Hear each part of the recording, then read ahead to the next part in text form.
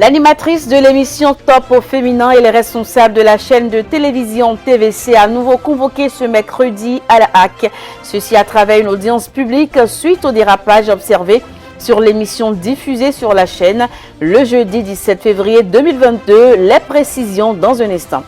Exposé de l'Agence nationale d'identification des personnes sur la qualité et les modalités de confection de la liste électorale informatisée l'EI qui sera utilisée à la toute prochaine législative prévue pour le 8 janvier 2023. Hors du Bénin, nouvelle investiture pour le président Sandaogo Damiba, investi président du Faso ce 2 mars. Paul-Henri Sandaogo Damiba s'installe au pouvoir pour des années.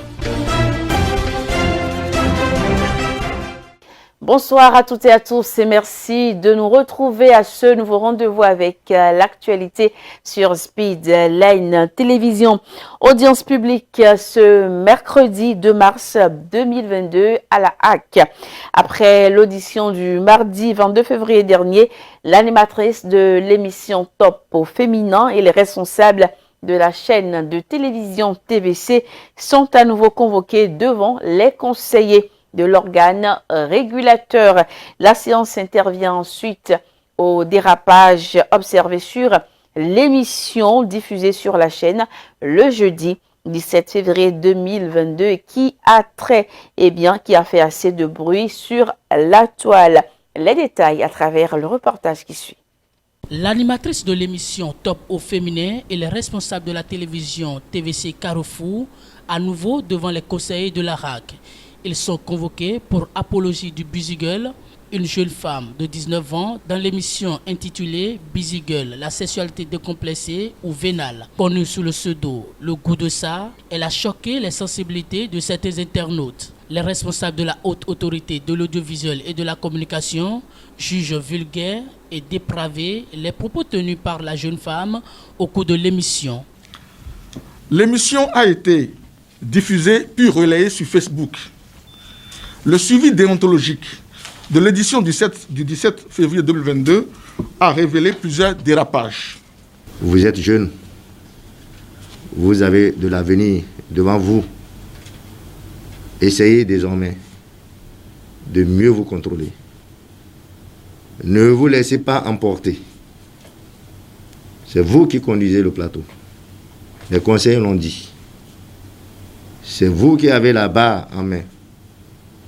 Mais vous avez laissé le bateau chavirer. Devant la commission de la carte de presse, de l'éthique et de la déontologie de la RAC, l'animatrice reconnaît n'avoir pas su recadrer son invité. Elle s'excuse, ainsi que le patron de la chaîne de télévision. Monsieur le Président, il nous reste qu'à présenter nos excuses pour vous faire la promesse que nous ferons beaucoup plus attention prochainement. Nous serons beaucoup plus vigilants par rapport à ces sujets sensibles. Parce qu'il est quand même du devoir de la presse aussi d'aider les pouvoirs publics, donc, n'est-ce pas, à combattre certains phénomènes qui pourraient être nuisibles à la société. Notre intention, ce n'était pas de faire l'apologie du busy, c'était de sensibiliser autour. C'est vrai que c'est parti dans tous les sens. On s'excuse vraiment pour ça. Peut-être que nous ne sommes pas excusables, mais nous demandons votre clémence. Après une demi-heure d'audition, la haute autorité de l'audiovisuel et de la communication a tranché.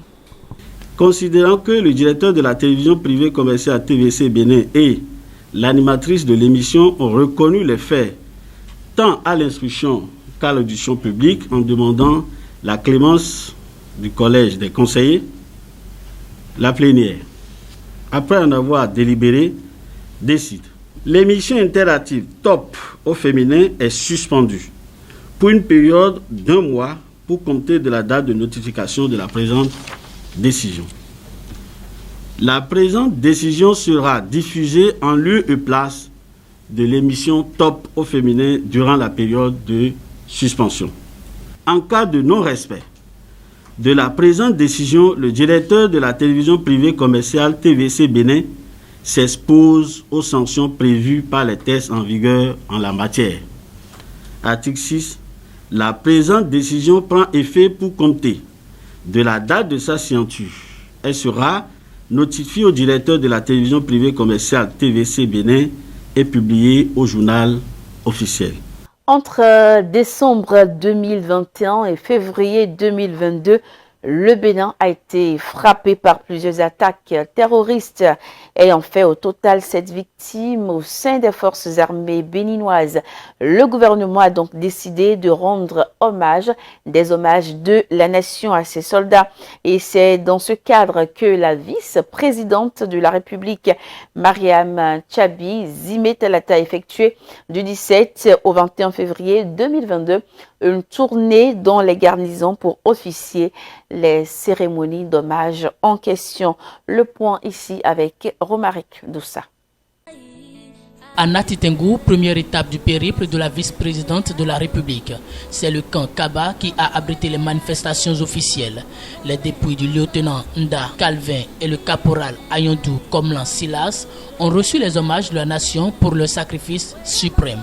Le premier a succombé suite à un échange de tirs avec les assaillants. Et le second, piégé par l'ennemi, a perdu la vie suite à l'explosion d'une mine artisanale.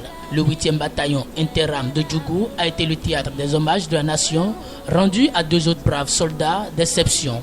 Le sergent-chef Kounou Alafia Barnabé et le caporal-chef Orukpa Yaya ont perdu la vie, respectivement le 6 janvier et le 9 février 2022, en défendant l'intégrité du territoire national. La tournée de la vice-présidente de la République s'est ensuite poursuivie à Parakou. À la place d'âme du camp Séropéra, la dépouille mortelle du maréchal des logis-chefs Bani Labo Soulé a reçu les hommages de la République. Le héros de 36 ans qui a servi toute sa carrière au 2e bataillon Interam de Parakou dans une opération de redoute des terroristes a essuyé dans la nuit du 1er au 2 décembre 2021 des tirs auxquels il n'a pas survécu. La tournée d'hommage à la nation a pris fin au 1er bataillon de commando parachutiste de Ouassa. Le sergent-major Togbe Hontonyon Joseph, 40 ans, tombé le 6 janvier dernier, et le soldat de 2e classe Aïdedi Denassor Unerich, 27 ans, touché mortellement le 22 décembre dernier, était engagé dans l'opération Mirador déclenchée pour mettre en place un bouclier de feu pour interdire d'éventuelles intrusions armées sur le territoire national. Ce sont des moments difficiles. Ça a été vraiment difficile pour nous tous, pénible, la gestion des émotions. Ce que nous pouvons tirer comme leçon de la lutte de ces combattants, de leur héroïsme, de leur bravoure, c'est qu'ils ont joué leur partition. Il revient à leur père et à l'ensemble de la nation de continuer la lutte. Parce que ce genre de combat, on sait quand ça commence, mais on ne sait jamais quand ça prend fin. Et nous ne pouvons en venir à bout que dans l'unité, la communion de vue, la cohésion. Chacun, quel que soit son statut, sa fonction, peut aider à la défense et à la protection de la nation. Ce n'est pas que le travail de nos forces de défense, c'est notre travail à nous tous, la défense et la protection de notre pays. Nous devons tirer des leçons de leur sacrifice et nous mettre en tête que de l'extérieur, personne ne viendra nous défendre. Cette défense nous revient prioritairement. C'est nous qui allons nous défendre nous-mêmes. Nos jeunes, nos forces vives, tous les citoyens doivent comprendre que si nous avons envie de continuer à vivre ensemble, de continuer à construire ensemble en tant que peuple béninois, nous devons nous serrer les coudes, nous devons nous unir, nous devons comprendre qu'une nation, ça se protège, une nation, ça se défend, surtout maintenant. Aujourd'hui, plus que par le passé, une nation se protège, une nation se défend, une nation se construit. Une nation, c'est l'un des biens les plus précieux que nous avons. Nous devons vivre pour notre nation, pour les principes qui nous sont chers et les défendre. Au total, 7 martyrs de la République tombés sur le champ d'honneur ont reçu les hommages de la nation tout entière. Ils ont tous été faits commandeurs de l'ordre national du Bénin à titre posthume. En plus de cette distinction et sur instruction du chef de l'État, les familles des victimes des attaques terroristes seront prises en charge. Leurs enfants en particulier recevront l'appui de l'État jusqu'à l'âge majeur.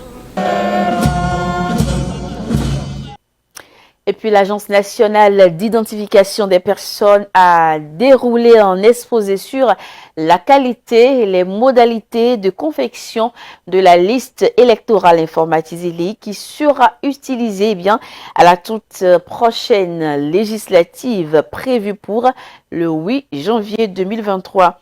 Comment sera déployée la LEI? Les réponses à travers le compte rendu qui suit.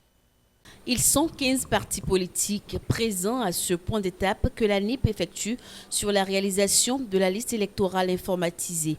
L'établissement de cette liste est le produit du croisement entre le fichier électoral de la LEPI et le registre national des personnes physiques issues du RAVIP. La liste électorale informatisée est une liste numérique, unique, exhaustive et nationale avec photo de tous les citoyens en âge de voter pour toutes les élections organisées dans une même année.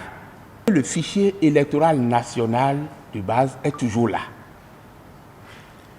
Comprend un certain nombre d'électeurs. Le souci de l'ingénierie consisterait à croiser ce fichier avec le registre national des personnes physiques pour voir si 100% de ceux qui existaient au fichier électoral national figurent au registre national des personnes physiques. Mais également, se rendre compte de ce que tous ceux qui sont au registre national des personnes physiques n'ont peut-être pas accompli toutes les formalités pour être électeurs. Il faut donc faire un croisement et ce croisement pourra conduire à avoir des résultats à apprécier. À cette étape, le fruit du travail déjà accompli et la suite du processus sont présentés. Les partis politiques n'ont pas manqué de faire des suggestions. Je voudrais que nous puissions avoir une liste acceptée, une liste consensuelle qui nous permet de faire une élection libre, transparente et apaisée. Par rapport à l'affichage qui va durer, je crois bien, 1 mois, moi j'aurais souhaité que les chefs quartiers soient mis à contribution. Les personnes dont les informations sont incomplètes seront invitées dans les prochains jours à compléter leurs données. Et la campagne de complément d'information sera couplée au RAVIP et va durer 60 jours. Et nous allons rester avec Olive Biaou pour parler cette fois-ci des verres optiques qui sont fréquemment utilisés par ceux qui ont des problèmes de vision. Eh bien, ces verres sont également disponibles sur le marché de contrebande et certains Béninois, se procurent de faux verres optiques pour se soulager quand ils ont des problèmes de vision. L'usage de ces verres vendus sur le marché noir n'est pas sans conséquence sur leur santé. Elle peut même aggraver la situation de ceux qui s'en procurent. Les yeux, organe essentiel et unique pour la vue de l'homme, est très fragile. Pour se protéger, certaines personnes font recours aux lunettes ou aux verres optiques. Mais parmi ces verres, certains sont vendus sur le marché noir par certains commerçants. Non, c'est pas bon de prendre ces verres-là. Pourquoi c'est pas bon? Puisque ces verres ne sont pas officialisés au niveau des agents de santé. Ce que vous voyez. Puisque nous savons là où ils vont procurer ces verres-là pour vendre au niveau de la population. Je ne conseillerais pas ces verres aux gens, parce que ces gens de verres, ça détourne encore plus la vision. On croit qu'on se protège, mais au fait, on ne se protège pas. On est en train de détruire aussi nos yeux, notre vision. Et à la longue, ça nous crée de sérieux problèmes. Ces verres non prescrits par un ophtalmologue ou un spécialiste dans le domaine entraînent de graves conséquences et peut même aggraver la situation chez le patient. En fait, les verres qu'un ophtalmologue prescrit est très différent de ce que les gens prennent sur le marché. Je vous explique. Dès que vous allez sur le marché, vous n'avez pas de prescription. Et celui qui vous donne ces verres n'a pas également en fait les prescriptions exactes qui peuvent aller ils peuvent vous donner n'importe quel verre. Et là, c'est des problèmes après. Alors que lorsque vous allez voir un ophtalmologue ou un opticien, eux, ils évaluent en fait quel type de verre vous allez porter et quel type de traitement pourra vous aller. Les verres que vous prenez en fait chez les vendeurs, n'importe quel vendeur sur la route, ce ne sont pas des verres. Ce sont en fait des montures et avec des plastiques. Juste pour vous protéger contre la poussière et peut-être, je vous dis peut-être contre le soleil. Ça m'en dit en fait l'effet du soleil. Mais en fait, ce ne sont pas des verres organiques pour corriger, étant soit peu, un problème. En fait, les conséquences sont multiples et multiformes. Vous aurez des maux de tête à ne point en finir. Comme conséquence encore, vous risquez de détruire votre vue. Parce que si ce n'est pas vos valeurs, vous les portez, vous aurez mal à la tête, vous aurez des céphalées, vous aurez en fait d'autres problèmes plus graves, d'autres problèmes de vue beaucoup plus graves. Il est donc impératif de se faire consulter chez un spécialiste en cas de problème d'œil et de vision. Ce sont ces derniers qui ont les aptitudes nécessaires pour régler les problèmes liés à l'œil. Et pour les informations sur le continent, nous irons d'abord au Burkina Faso. Le lieutenant-colonel Paul-Henri Sandaogo Damiba a été investi président pour la seconde fois. Eh bien, ça s'est passé ce mercredi matin. Investi président du Faso ce 2 mars, Paul-Henri Damiba s'installe au pouvoir pour des années. Les précisions à travers ce reportage. Monsieur le président du Faso, le lieutenant-colonel Paul-Henri Sandaogo Damiba a été investi président ce mercredi matin. Le nouveau chef de l'État burkinabé avait déjà prêté serment devant le Conseil constitutionnel le 16 février dernier, mais cette fois-ci il s'agit de la cérémonie officielle. Vêtu de son uniforme de camouflage et d'un béret rouge, le président Sandaogo Damiba a été investi devant des représentants de l'armée, des partis politiques, des syndicats et du corps diplomatique. Lors de cette sobre cérémonie, il n'a pas prononcé de discours. Son investiture officielle intervient après l'adoption mardi d'une charte de la transition, déclarant que des élections seraient organisées 36 mois après son investiture. En Afrique du Sud, des Ukrainiens manifestent contre l'invasion russe. Il s'agit d'une manifestation pacifique devant le département des relations internationales et les manifestations se sont produites à Pretoria. Regardez plutôt. L'association ukrainienne d'Afrique du Sud a organisé mardi une manifestation pacifique devant le département des relations internationales à Pretoria. Les manifestants ont brandi des affiches appelant l'Afrique du Sud à prendre des mesures décisives en imposant des sanctions à la Russie et en apportant son soutien à l'Ukraine. Je suis de Kiev, c'est la capitale ukrainienne, et j'aime beaucoup ma ville. Mes parents sont restés à Kiev et à chaque fois que je leur téléphone, j'entends des sirènes. C'est très douloureux. Je suis originaire de la RDC et je connais la guerre. J'ai entendu ce qui se passe en Ukraine, donc je suis venu ici pour apporter mon soutien. Il s'agit de la deuxième manifestation de l'organisation. La première a eu lieu devant l'ambassade de Russie. Depuis bientôt une semaine, les missiles russes dévastent les villes ukrainiennes. Le président sud-africain Cyril Ramaphosa a appelé à la médiation et à l'engagement pour mettre fin à la guerre. Et des dizaines de vidéos publiées sur les réseaux sociaux montrent des ressortissants africains bloqués à la frontière entre l'Ukraine et la Pologne. Selon les témoignages, les Ukrainiens ont été autorisés à entrer en priorité sur le sol polonais, alors que les personnes de couleur ont été repoussées à l'arrière des files d'attente. Certains Africains ont été même violentés aux frontières et menacés avec des armes. Ils tentent de fuir l'Ukraine livrée au bombardement russe, mais pour ces étudiants africains, la terre promise est loin d'être gagnée. Ils sont bloqués à la frontière puisqu'empêchés de monter à bord des trains quittant l'Ukraine. Priorité aux Ukrainiens et autres Européens. Du racisme en temps de guerre à l'origine du hashtag Afrikaans in Ukraine. Les militaires qui sont là et d'autres agents de sécurité, ils vous les disent, vous allez rester ici, vous fuyez la guerre, restez ici, vous allez combattre avec nous. Vous ne partez pas, et surtout vous les Noirs. On a laissé entrer les Ukrainiens. Les étrangers ont été placés à l'écart, quelle que soit leur race.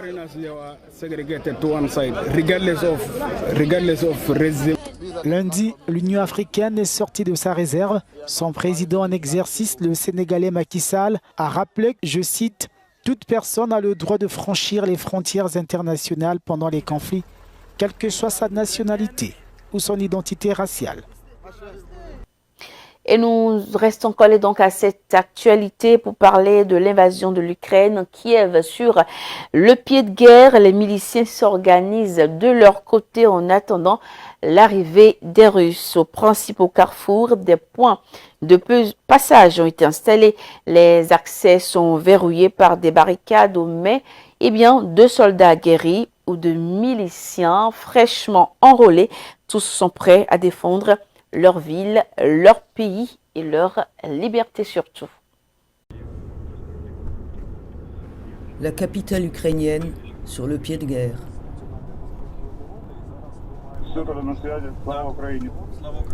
Alors que les troupes russes resserrent leur étau, les checkpoints et les barricades parsèment la ville et ses alentours.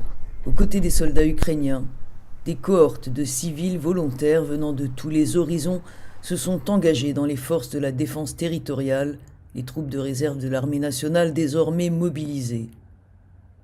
Alexandre est l'un des députés ukrainiens engagés dans un bataillon basé en plein centre-ville. Le Parlement ukrainien, malheureusement à cause de Poutine, n'est pas l'endroit où vous devez seulement voter, mais vous devez aussi le défendre avec un fusil dans les mains. Votre droit de voter et d'avoir la démocratie, c'est aussi la Kalachnikov. Si les Russes entrent dans la ville, je ferai de mon mieux. Probablement que je n'en ferai pas trop, mais nous sommes nombreux, nous sommes des dizaines de milliers. Je suis sûr que s'ils entrent ici, ce sera l'enfer pour eux et nous leur fournirons leur enfer ici.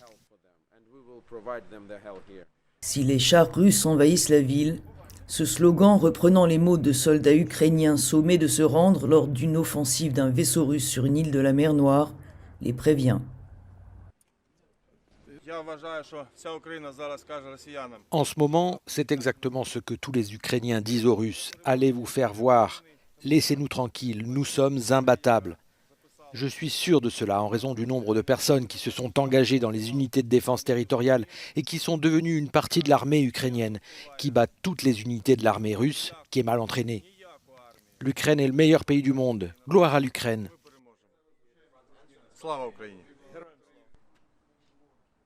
Valérie Goria, à Kiev, pour Euronews. Et nous allons finir avec Joe Biden qui qualifie Vladimir Poutine de dictateur face au Congrès américain. Le président américain n'a pas mâché ses mots pour évoquer la situation en Ukraine. Le démocrate a fermement critiqué l'attaque et a annoncé de nouvelles sanctions. Voici ici les images. C'est un discours traditionnellement prévu pour permettre au président américain de présenter son programme pour l'année à venir. Mais Joe Biden en a fait une toute autre affaire. Face à la guerre en Europe de l'Est, le dirigeant démocrate a tenu un discours engagé et offensif, qualifiant son homologue russe de dictateur et vantant l'unité de l'Occident. La dernière attaque de Vladimir Poutine contre l'Ukraine était préméditée et non provoquée. Il a rejeté les efforts diplomatiques. Il pensait que l'Occident et l'OTAN ne réagiraient pas.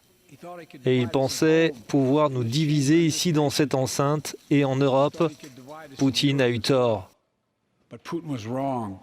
Lors de son allocution, Joe Biden a annoncé la fermeture de l'espace aérien américain aux avions russes. Entouré de drapeaux aux couleurs de son pays et face à l'ovation du Congrès, l'ambassadrice ukrainienne aux États-Unis n'a pu contenir son émotion. Le ministère de la Justice met en place une équipe spéciale pour poursuivre les crimes des oligarques russes. Nous nous joignons à nos alliés européens pour trouver et saisir leurs yachts. leurs appartements de luxe et leurs jets privés. Nous allons chercher leurs biens mal acquis et ce soir j'annonce que nous allons nous joindre à nos alliés pour fermer l'espace aérien américain à tous les vols russes.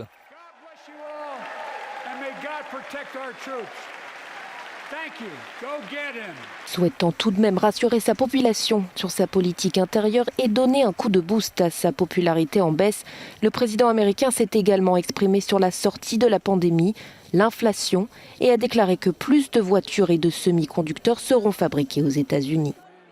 Des mots importants alors que les élections de mi-mandat ont lieu cette année, en novembre.